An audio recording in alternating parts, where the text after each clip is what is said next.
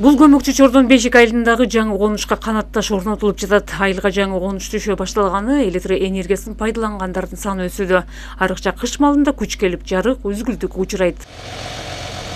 Айылдын айрым көчөлөрүнө жаңы электр мамылары орнотулуп, чубалгылар тартылууда. Бул күн суукта электр энергиянын жеткиликтүү камсыздоо максатында аткарылган иш-аракеттер. 160 мощностогу трансформатор коюп атабыз. Кошумча көмөкчөрдөн Бешик айыл өкмөтү чоңоюп жаткандыгына байланыштуу. Көмөкчөрдөндөрдүн кубаттуулугу жетпей калганына байланыштуу кошумча кырып атабыз. Буюрса кыштан аман эсен чыгабыз деген үмүтүбүз чоң.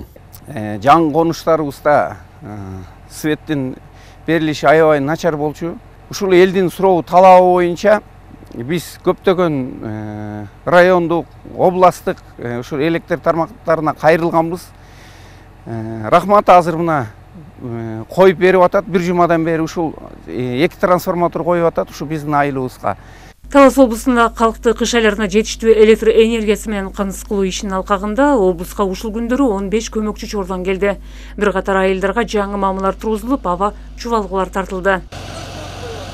Ал арада Дубан аймагында көмүр саткан жайлар ачылып, баалар көзөмөлдөнүп жатат. Талас районунда 18 көмүр саткан жайда көмүр түрлөрү жетиштүү. Элдин 40% бүгүнкү күндө ушу көмүр оту менен камсыз болуп калды. Ал эми социалдык объектилер, билим берүү системасы, саламат сактоо системалары болсо бүгүнкү күндө 100% көмүр оту менен камсыз болду. Бүгүнкү күндө 8200төн 8900 сомго чейин Каражыра көмүр келүүдө.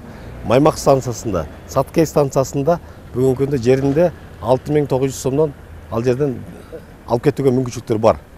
Кыш мезгили чыкканча биз жекешкелер менен сүйлөштүк. Ушу баанын туруктуу болушу менен жана калкка туура түшүндүрүп атабыз. Ошо күнүн суу отурушун күтпөстөн алышын. Көмүр отуну толугу менен камсыздалат. Облуска бир кышта 61 000 тонна көмүр керектелет. Учурда кара алтын менен камсыздоо 90%га жетип калды. Салика Сариева, Айхан Арсланбеков, Ала 24 Талас облусу.